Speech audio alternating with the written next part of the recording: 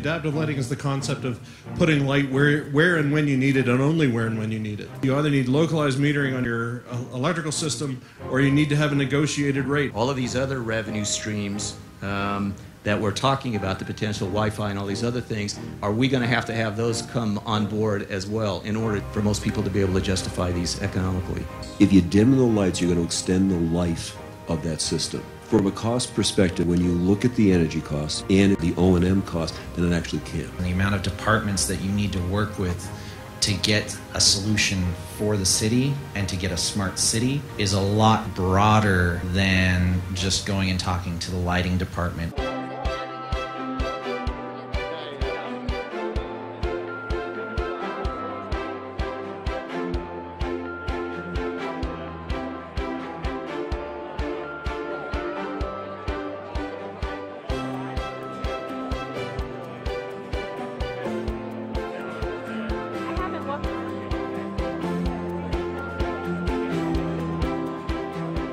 As a commissioning agent, all I have to do is make sure my control system talks to its control components. I don't have to make sure it talks to the lights.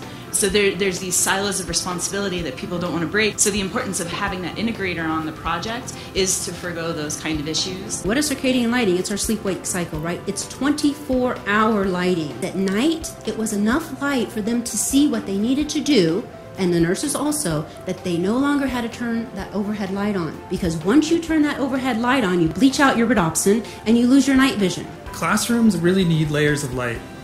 And future-proofing the design is important, and lighting controls built specifically for teachers is a necessity. If you were to go out and spec a new installation, besides the tunable range, what other parameters are important to consider? We really need a family of fixtures, also controls. They all need to speak to one another. Disability glare limits your ability to see something. It occurs because of some changes in your eye.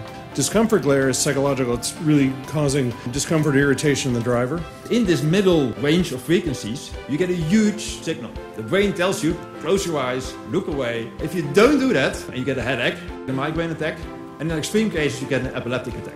How much can be fixed about the glare based on installation? Depending on your application, on one hand you want to have good light distribution in your application to have uniformity on the ground, but then you want to minimize glare, so it's a trade-off.